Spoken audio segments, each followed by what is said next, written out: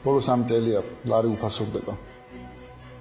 2012 წელს $1 იყო ლარი და 64. 2015 წელს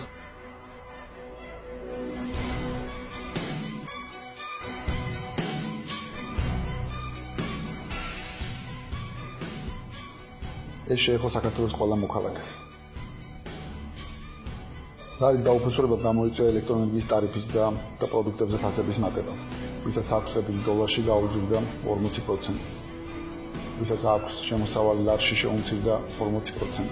ვინც ახორციელებს იმპორტს დოლარის ზონიდან 40% გაუძლდა საქონელი.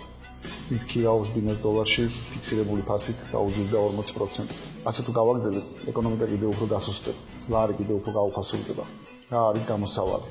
პირველ, ლარის ფიქსირებული კურსი, მეორე, ლართან ერთად თავისუფალ ბონუსში დოლარის წევრ და სხვა სანდო ვალუტების დაშვება. რატომ არის ფიქსირებული კურსი კარგი? რიგით მოქალაქე აღარ დაზარალდება ლარის გაუფასურების გამო. გამაკვირდება ბიზნესის კალკულაცია. უფრო პროგნოზირებადი გახდება ეკონომიკური გარემო. შემცირდება მთავრობის უდუნური პოლიტიკის რისკები. ხელი შეეწყობა ინვესტიციებს, ეკონომიკურ ზრდას და დასაქმებას. წარმატებული ფიქსირებული კურსის მაგალითები: ესტონეთი, ბულგარეთი, ლიტვა, ჰონკონგი, ირლანდია. რა უნდა გააკეთოს წარმატებისთვის მებრძოლ ქვეყნებმა დღეს, რომ დაიწყონ საკუთარი ვალუტის კურსის დოლარისთან ევროს მიმართ ფიქსირებით. ლარი შეიძლება იყოს მყარი.